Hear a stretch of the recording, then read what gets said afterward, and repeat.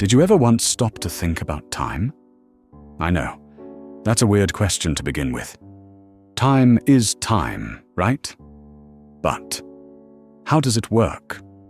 Why is it so uncontrollable and sometimes extremely unfair? It's something that you'll lose your mind over if you think about it too much. Yet, most people forget about it completely, even if it is something that we are all bound to, that we are living by. You can't forget about time, especially since you are getting older every second. But most people don't even try to understand it or consider it. Maybe because it's scarier than it seems.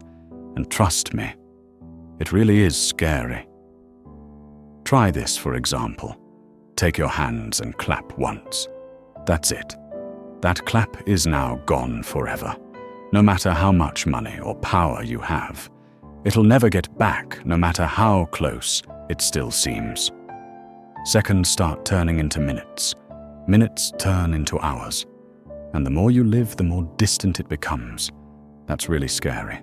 A clap can be harmless.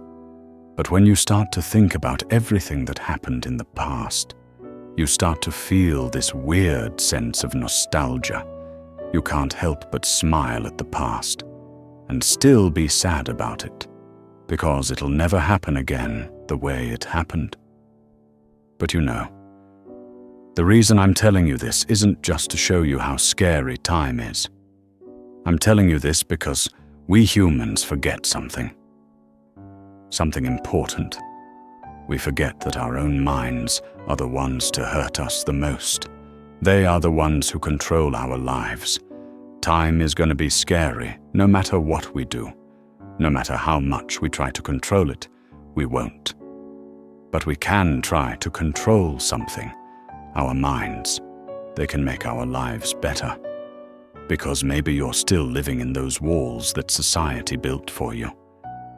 Maybe you're still under the influence of everything around you, except you. In order to master your mind, you have to stare at the abyss and jump. It's frightening, I know, but you don't have to be brave too much, and you don't have to do it alone. You only have to want it. I'll help you with that. I know wisdom isn't easy, and people way before us have spent their entire lives seeking for it. Most have found it. But for you and I, we'll start together. I'm not claiming I am wise, but I want to start a journey with you. A journey in which we try to be wise together. Like anything in life, there is a starting point. And our journey? It starts now. The first step of our journey is to erase everything we know. Because we're going to start from the very beginning. Forget about what you heard 10 minutes ago, or what you've seen in an article. We're going to start as if we're reborn. And our one job is to seek the truth.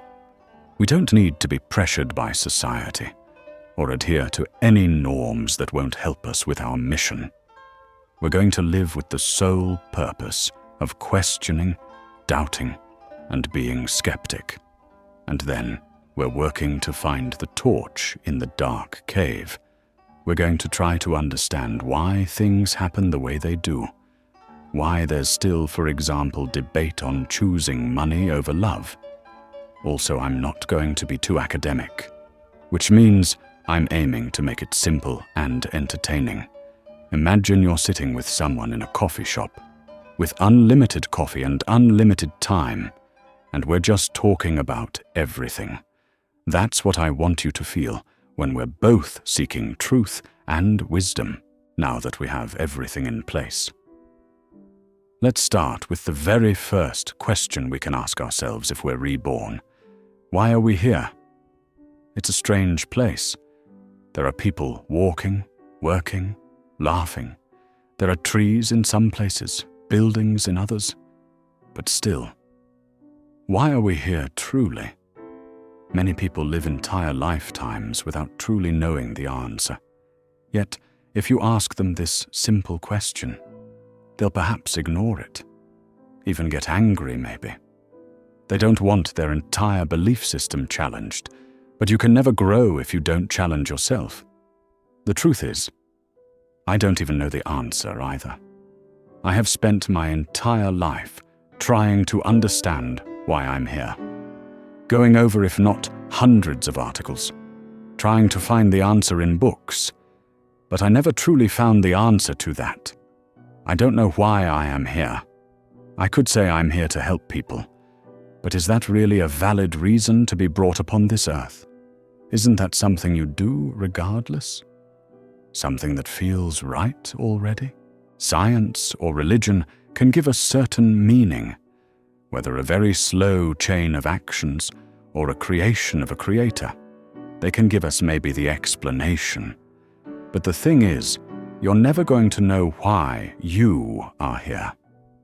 And this brings a few questions. Is it all meaningless?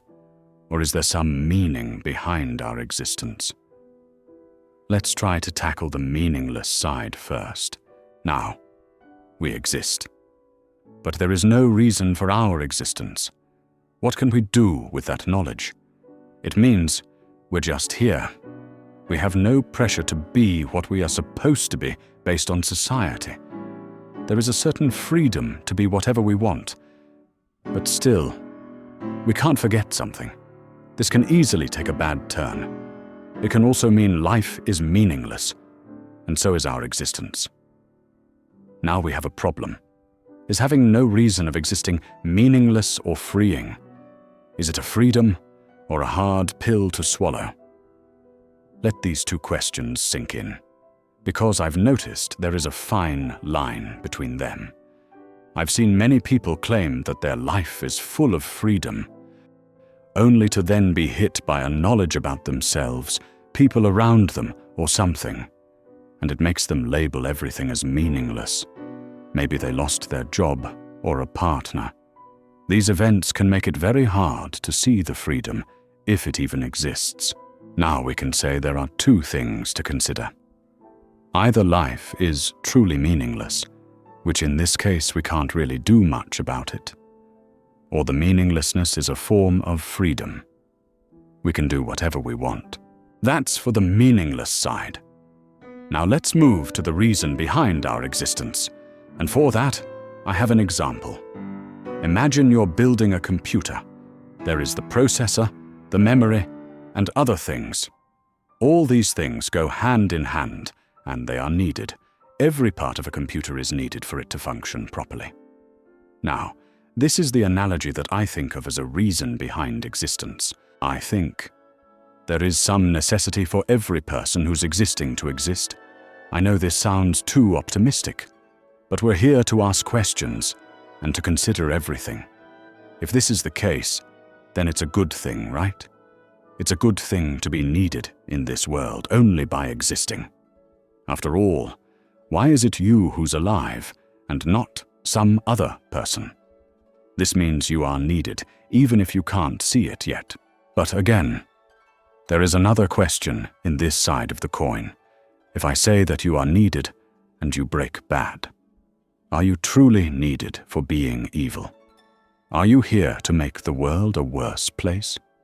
Because so many people do already. Is the world truly in need of evil? That's a question we'll answer later when we get to it. But now, I hope your mind is open to the question, why are we here? Do you think your existence has some predefined meaning? Or is it all meaningless? After all, how can we live in a place we don't know why we're in? This question has left me pondering. It's one of those questions that keep you awake at night. The more you think about it, the more important it becomes. But you know what I want you to do? I want you to think about it too. Why? Because it's going to make you realize certain things about your life.